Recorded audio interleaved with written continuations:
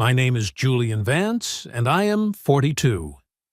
Life, from the outside, seemed to be, well, a picture of success.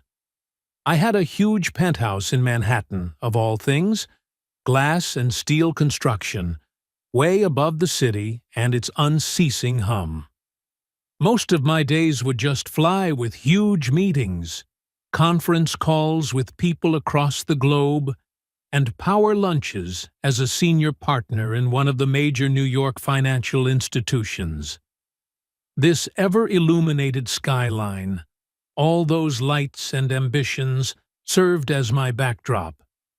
People always said that I had it all: money, status, the coolest address, a seemingly perfect marriage to Eleanor, my brilliant, elegant wife of 40, whose architectural design is featured in practically every magazine out there. We were that power couple hosting lavish dinners, attending exclusive galas, and vacationing in areas that common folks could only dream about. But honestly, beneath all that shimmer, there was this deafening silence that sat within me. Not the peaceful kind, but the silent kind that screams of a life half-lived. The truth? I felt like an actor in my own life, playing a part I hadn't even auditioned for. My days were all mapped out, my emotions carefully managed. I would smile when I was 2, nod when I was supposed to understand, and talk in jargon that was all of the finance stuff I was supposed to talk about. There was no wasting time being an old Julian with dreams, the one dreamt of simpler things, real things. The Julian was long gone, buried under expectations, and what I thought I had to do. Eleanor was really fantastic. She was witty, fiercely independent, and a beauty to behold. We met in business school, and the romance at that time had been a whirlwind, fueled by ambition and that intoxicating rush of climbing that corporate ladder together. We understood each other's drive, celebrated each other's wins. She loved me in that way. I respected her indefinitely. Still, our connection felt more like a strategic alliance than anything truly heartfelt. There was always this distance, this unspoken gap between us that I couldn't cross, and maybe even wanted to shut myself off from deep down. We barely touched beyond a few quick pecks on the cheek. Most of our conversations were about work, social plans, or the complex logistics of our high life. Marcus, a little rough around the edges but with a sterling heart, had his own art gallery. He would wear faded denim over me made-to-measure suit anytime, and he was the only one who would see past my unsullied persona. We'd occasionally meet at some dowdy little dive downtown, a world far removed from my usual hangouts. Marcus knew the old Julian, the one who'd sketch cityscapes in cheap notebooks and dream of owning a tiny independent bookstore. "You look like you're carrying the whole stock market on your shoulders, Julian." "Or maybe something even heavier," Marcus said, while taking a sip of his beer. I gave him a tight smile and changed the subject. I was too scared to admit the truth. The heaviest thing I carried was the weight of my own life. The break-in point didn't come quickly. It was more of a slow drain. It started with more and more headaches, the gnawing anxiety that would keep me staring at the penthouse ceiling at 3 in the morning. Then the feeling of just far away watching my life, like it was a movie on the screen. It was a crisp autumn morning, all set to get for a huge merger meeting. The numbers were staggering, the stakes enormous. Eleanor was already dressed up and looking elegant in her tailored suit, talking business on the phone. I looked at her, the woman I shared my life with, and felt absolutely no emotion. No warmth, no connection, just that deep, chilling emptiness. There came an absolute, terrifying realization. Later that day, in the middle of my presentation, I was hit with an intense dizziness and nausea. I excused myself and stumbled towards the executive bathroom, where I threw cold water onto my face. Looking into the mirror, I hardly recognized the reflection. Tired eyes, strained smile from weariness that felt deep at my bones. It was not the markets that were crumbling. It was I. That night, I did something that I hadn't for many years. I pulled out a sketch pad from the back of the closet, dusty and neglected behind some unattended tax papers. The charcoal sticks felt strange at first, then they felt like second nature.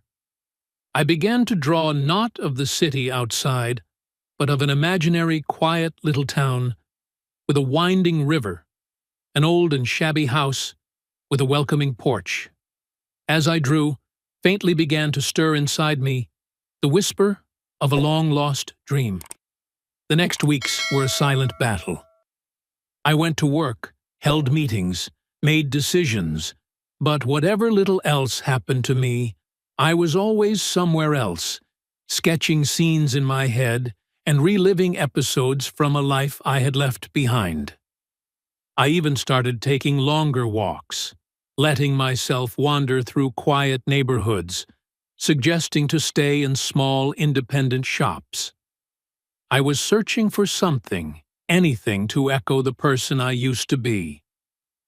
Eleanor had noticed the shift.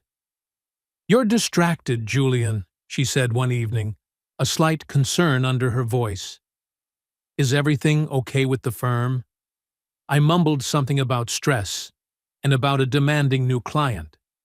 She bought it because that was our unspoken rule. Work stress was the only acceptable cause for a change in emotion. On a Saturday morning, I got up before Eleanor. The city was just about to wake up, with a soft gray light filtering through the penthouse windows. I quickly got ready, then grabbed the sketch pad one last time and went down in the elevator. Instead of heading off to squash, as I usually would on Saturdays, I found myself walking. Aimless first, then purposeful, towards Central Park. There, I found a secluded bench underneath a weeping willow and just drew. For hours, I lost myself in lines, shadows, and the simple act of creation. It was like gulping my first real breath after years. When I got back home, Eleanor was on the phone, and she looked utterly exasperated. She hung up with a tight face. "Julian, where were you? I had a dozen calls for you. We were supposed to go to the Hamptons for the weekend, remember?"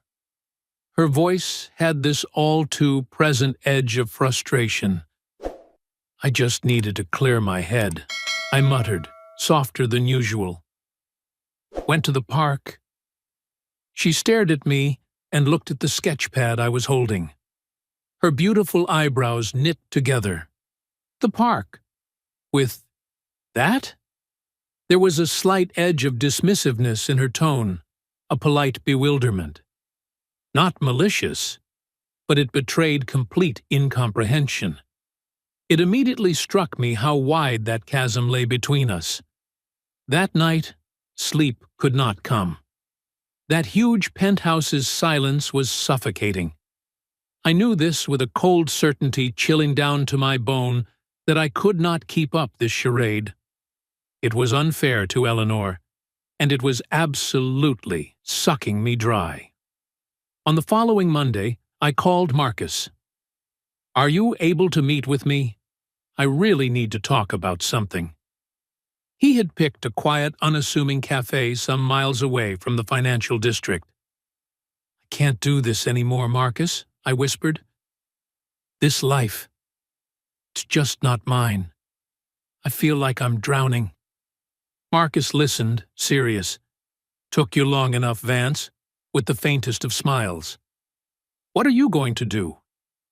I don't know, I admitted. That fearful cold knot tightened in my stomach. Leave the firm? Leave? Everything? Maybe, he said, sipping his coffee. Or maybe you start by just being honest. With her. With yourself. His words, as simple as they were, echoed in my mind. The truth that was just too hard to voice. That evening, I sat Eleanor down.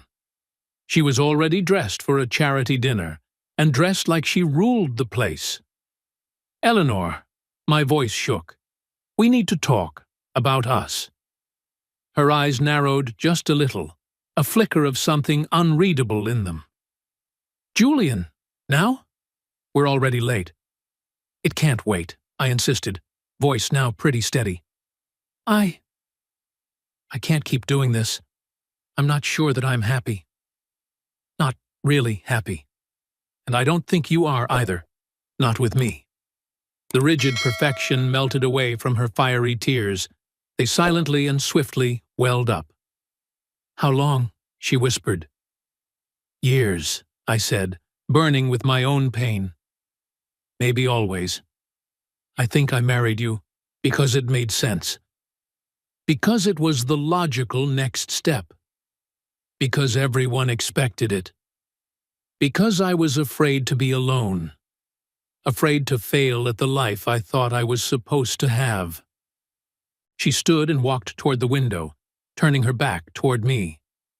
I knew, she said, her voice thin. I felt it. The distance. The way you'd sometimes look right through me. I hoped it would change. That one day, you'd finally see me. Her words became sharp knives, sharper than any ire she could have given into. What tortured me was the genuine pain in her tone, for I had done her terribly wrong. I am so sorry, Eleanor, I whispered in a heavy tone of remorse. I never meant to. I was so lost myself. Turning away, her face glittered with tears. Then what, Julian? I don't know, I said, but I can't stay here living this lie. Not for either of us. The following few weeks shaped themselves into a blur of lawsuits, talks of finances, and the torturous agony of dismantling a life we had so cautiously built.